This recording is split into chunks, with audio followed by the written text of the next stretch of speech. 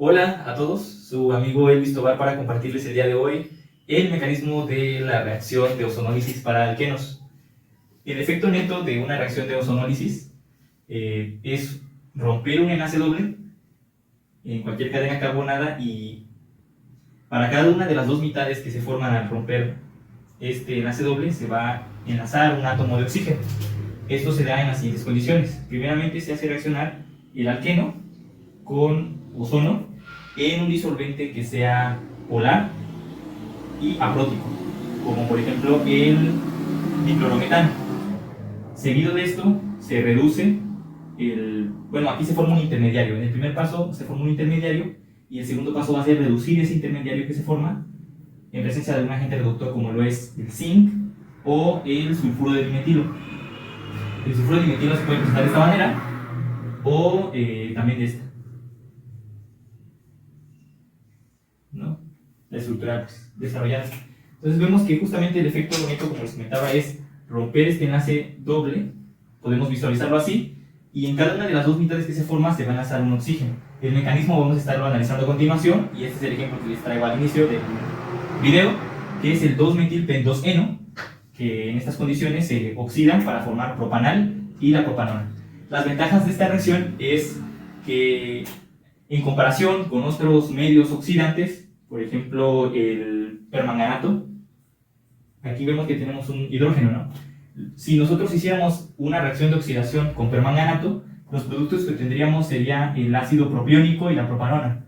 La ventaja de este mecanismo, de este método, es que justamente todo lo que está alrededor del enlace doble se conserva, incluyendo el hidrógeno, que vemos que no se oxida, simplemente se oxida en el enlace doble. El alqueno con el que vamos a trabajar es el 2-metilpen-2-eno. Esa es la estructura del compuesto. Sin embargo, nos conviene hacer énfasis sobre los sustituyentes que están en el enlace doble. Esta representación es plana, y nos conviene en este mecanismo ver la estructura de una manera como con cierta profundidad, de tal manera que si la molécula la vemos de esta manera, a través de esta representación, podemos imaginarnos que el sustituyente metilo y el sustituyente etilo están adelante del plano, ¿no? Y los sustituyentes, el otro metilo y el hidrógeno, están como un poco atrás del plano, suponiendo que el plano fuera como el pizarrón. El metilo y el hidrógeno estarían atrás de la profundidad del pizarrón, y el etilo y el metilo estarían un poco adelante. Esta representación nos va a ser especialmente útil porque el ozono va a atacar por arriba o por abajo de este compuesto, si lo vemos de esta manera. También podemos analizar el mecanismo por partes. La primera parte sería la formación de un molosónido. La segunda parte sería el reordenamiento del molosónido para formar el osónido. Esta es la especie intermediaria, la cual va a ser reducida en presencia de un agente como el sulfuro de dimetilo, o en otros casos con el zinc. Analizando ahora el primer paso en la formación en la ozonólisis de alquenos, nos encontramos con la formación de monosónido. Este paso involucra la reacción inmediata del alqueno con el ozono. Entonces vale la pena primeramente recordar que el ozono presenta dos estructuras de resonancias, que son las que muestro al lado derecho. La carga formal positiva, la carga de +1, se coloca en el átomo central, y una carga puntual negativa se distribuye en los dos oxígenos de los extremos en la molécula de ozono. Imaginemos que por un instante la molécula de ozono se posiciona de esta manera sobre el alqueno. Si suponemos esta formación específica, pues lo que ocurre es un paso concertado que involucra al mismo tiempo la ruptura en formación de diferentes enlaces. En un mismo paso, en un paso concertado, se produce lo siguiente. Este oxígeno en la molécula de ozono ataca nucleofílicamente al carbono, a uno de los carbonos que forman el enlace doble. A su vez, este enlace doble en carbono-carbono se rompe, uno de los enlaces, el enlace doble, se rompe para formar un enlace sencillo, carbono-oxígeno, y a su vez el oxígeno central recupera, neutraliza su carga, digamos así. Al final de este rearreglo concertado, es decir, en un solo paso se forman y rompen todos los enlaces, tenemos la siguiente disposición de los electrones, y los enlaces que se han formado pues están representados en negro. Ahora podemos nosotros analizar la estabilidad de este compuesto analizando su proyección de Newman. Suponiendo que este es el carbono 3 y este es el carbono 2, a partir del compuesto inicial que era este,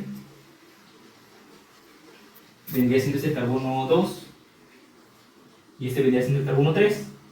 Pues suponiendo esta misma numeración, nos encontramos que este sería el carbono 3, este es el carbono 2. Aquí tendríamos en el carbono 2, tendríamos metil-metil como sustituyentes. Y en el carbono 3 tendríamos un etil y un hidrógeno como sustituyentes. Y solamente para no perder la convención de los colores que hemos estado haciendo hasta ahorita, tendríamos lo siguiente. Podemos ver que hay dos grupos voluminosos aquí muy cercanos, entonces podríamos asociarle cierto impedimento estérico. De igual manera, las nubes electrónicas del oxígeno con las nubes electrónicas del metilo.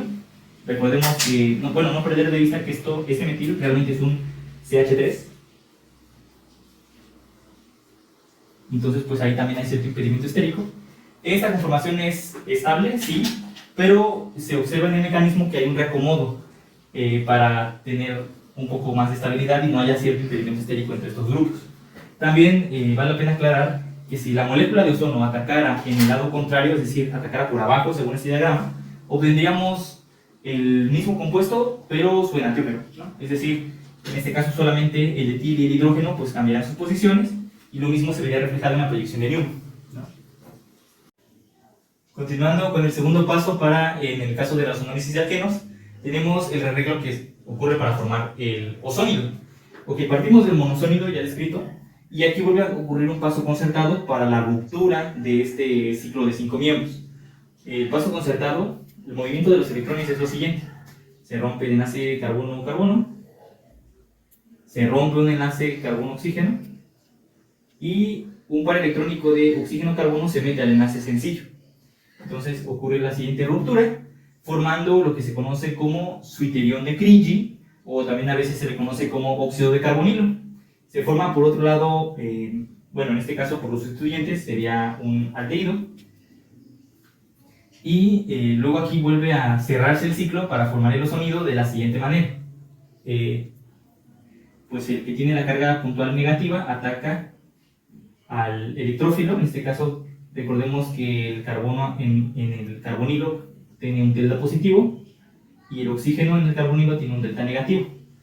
Entonces aquí el enlace oxígeno, uno de los dos enlaces carbono-oxígeno se rompe, ataca al carbono del carbonilo de la otra molécula, y pues el oxígeno que esté enlazado al carbono, lo que vendría siendo el grupo peróxido, el primer oxígeno recupera su carga, la neutraliza, y pues se cierra el ciclo formando lo que es el ozónido.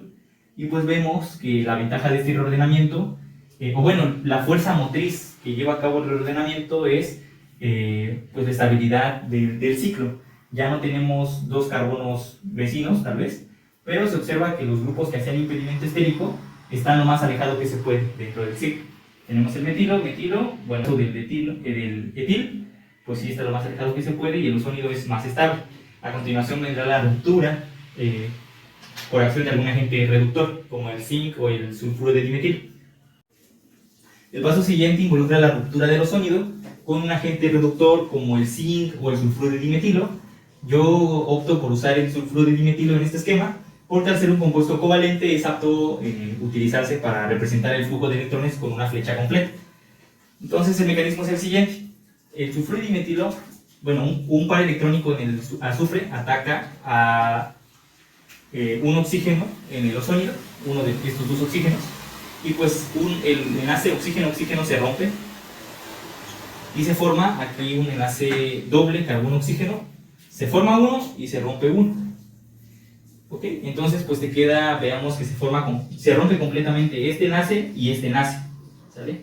Entonces te queda primeramente ya un producto que sería la acetona o propanona, y también te queda una especie que es pues también intermediaria, que sería esta especie. Tenemos un oxígeno que vuelve a meter su par electrónico para formar enlace doble con carbono y se rompe ¿no? Formando enlace doble con azufre.